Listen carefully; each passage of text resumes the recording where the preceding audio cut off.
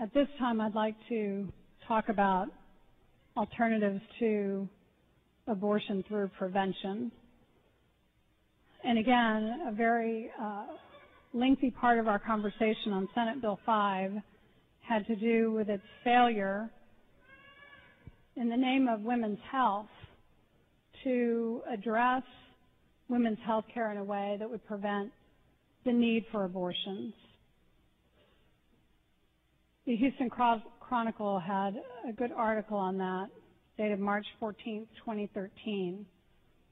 When it comes to a woman's right to choose, reasonable minds would agree that a decline in abortion rates should bode well for all of us.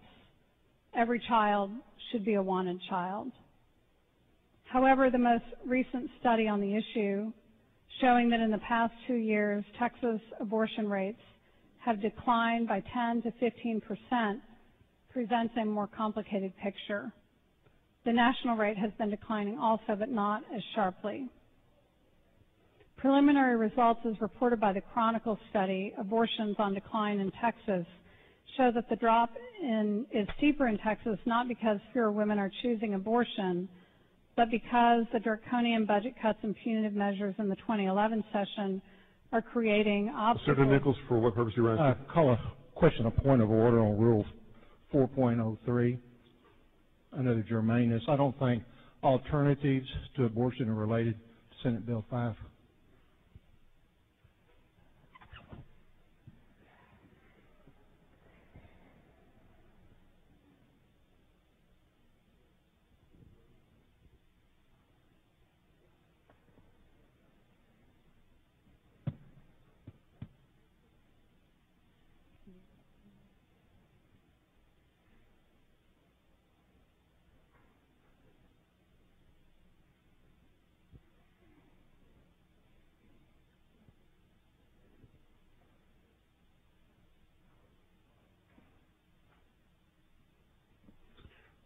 Senator Nichols, as long as Senator Davis is on the subject of abortion, I think that's related to the subject matter of Senate Bill 5. But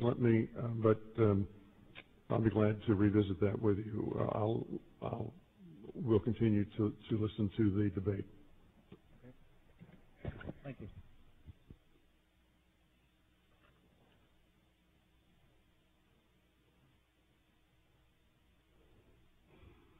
I'll continue where I left off in the article. In their rush to stamp out abortion, our state leaders also are wreaking havoc on the most practical, common sense mechanisms for avoiding unplanned pregnancies in the first place, namely widespread affordable access to family planning services. In an appallingly short-sighted measure, lawmakers last session slashed state family planning funding by 2/3 from $115 million to $37.9 million, resulting in the closing of more than half of the 300 state-funded clinics. By the end of last year, state researchers were predicting that due to this lost funding, births in the 14-15 biennium would increase by about 24,000 and would cost taxpayers up to an additional $273 million. Researchers in this latest study of several hundred women seeking abortions found that in about 90% of cases, the women did not change their minds after complying with the new demands. More evidence that our energies and our tax dollars should be focused on family planning services, not on creating more hurdles for women at a time when they are already facing a daunting choice. But there is hope that reason is beginning to prevail among our Senator Watson, for what purpose you rise? Without Senator Davis yielding the floor, I wonder if she would yield for some questions. I will yield for questions without yielding the floor. Thank you, Senator. Thank you, Mr. President. Senator Davis, I apologize for interrupting, but I was hopeful that we could talk a moment and I could ask you some questions about some of the legal aspects to the abortion issue and start, if we could, with a case that has been mentioned by you and by others on the floor of Roe versus Wade. Yes. You're familiar with the year that was decided, is it? Yes, I have the case in front of me. It was argued in 1971 and decided January 22nd, 1973. And in that case, you're probably familiar, as part of your legal background, with the fact that there had been issues in previous cases of issues like this of being able to get in the courts because there were questions raised about standing, because pregnancies last only a certain period of time. The woman would be pregnant, she would end up having the baby, and then she would end up not having standing. That's correct. Correct. And so one of the issues that came up in the case of Roe versus Wade was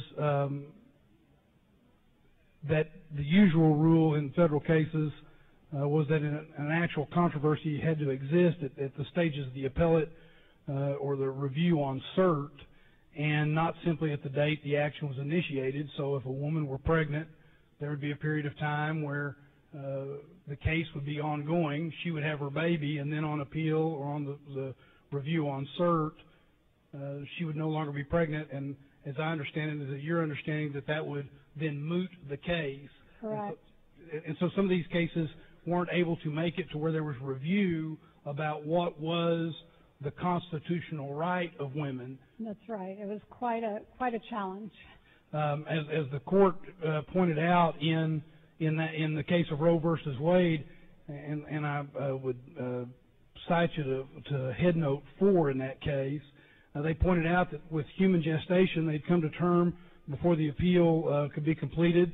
And so in this case, is it your understanding what the United States Supreme Court said is that they could rule in the case because they finally determined that pregnancy provides a classic justification for a conclusion of non-mootness because it truly could be capable of repetition, yet evading review?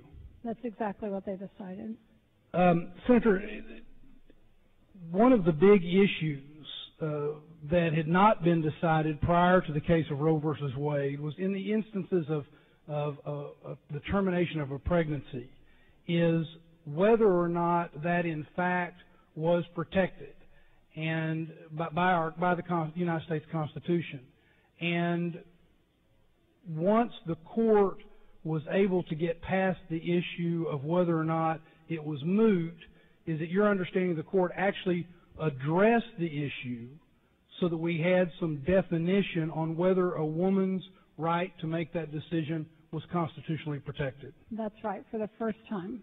And is it your understanding that in the case of Roe versus Wade, the principal thrust of the appellant's argument in that case, in fact, or their attack on the Texas statute that made certain terminations of pregnancy a crime, is that it improperly invaded a right said to be possessed by a pregnant woman to choose to terminate her pregnancy?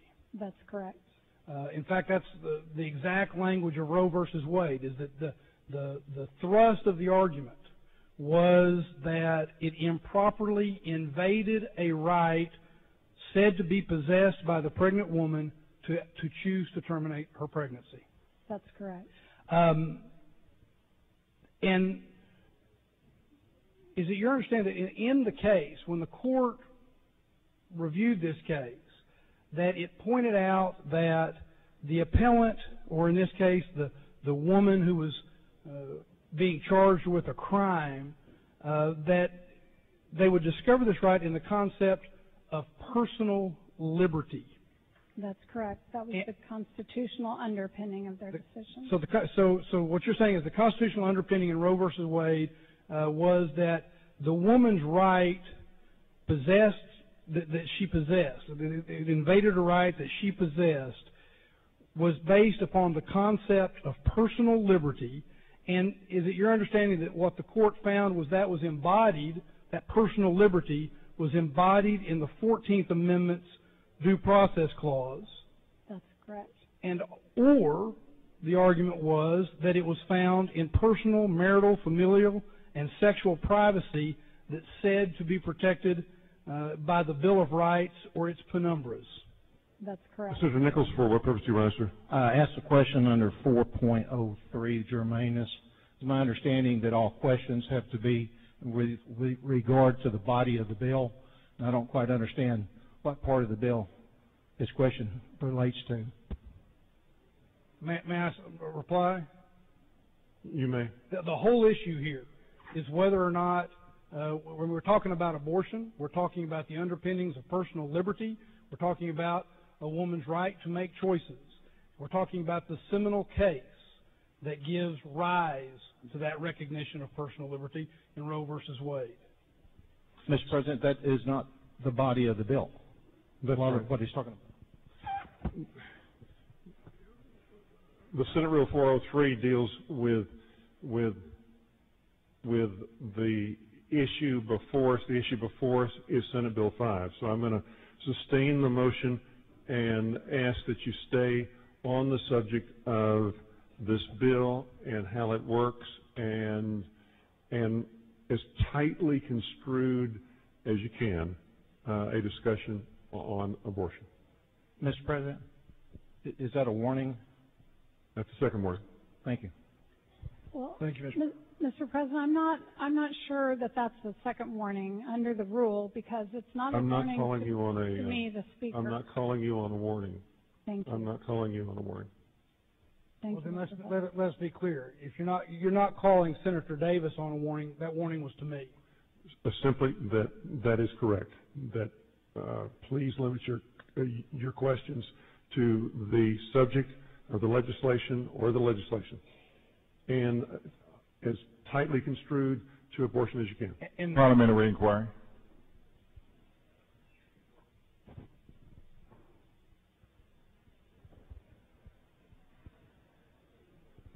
State your inquiry.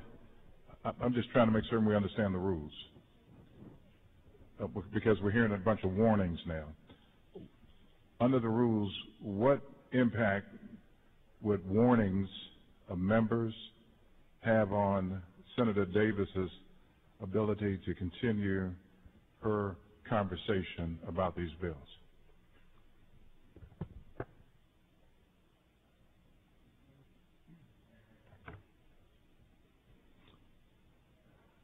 Senator West, the warning was to Senator Watson to confine his comments to the subject of the bill that is being debated.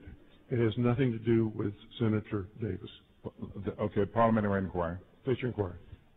If Senator Davis is given 3 warnings, what impact does that have on her ability to maintain the floor?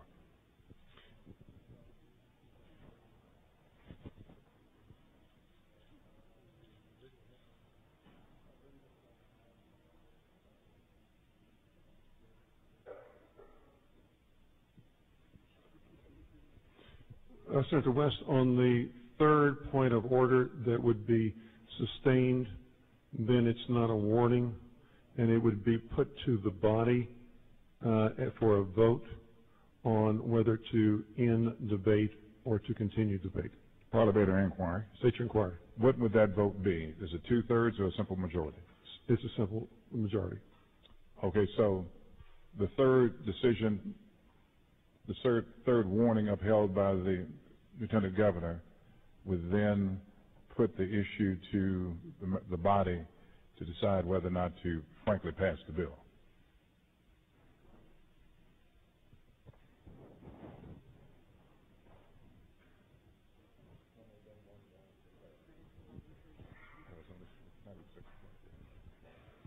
Senator West, after the second warning to an individual, to a senator that's conducting a filibuster, the next warning would be put to the next point of order, if sustained,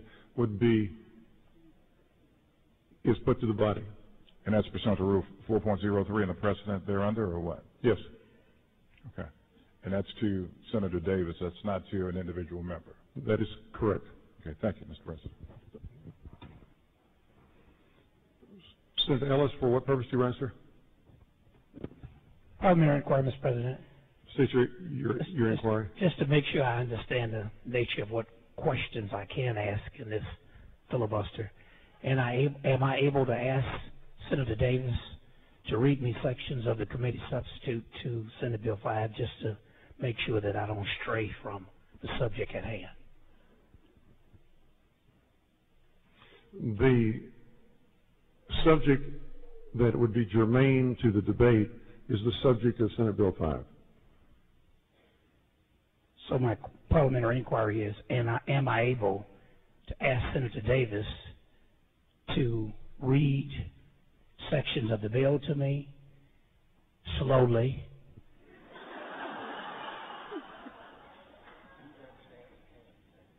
I just want to make sure I can understand it.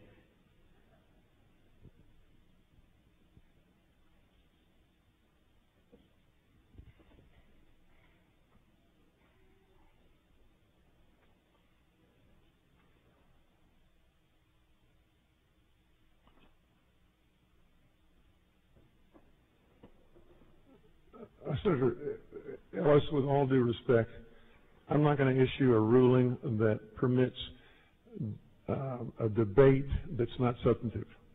The subject is Senate Bill 5, and you know as well as I do that a proper question would be on Senate Bill 5.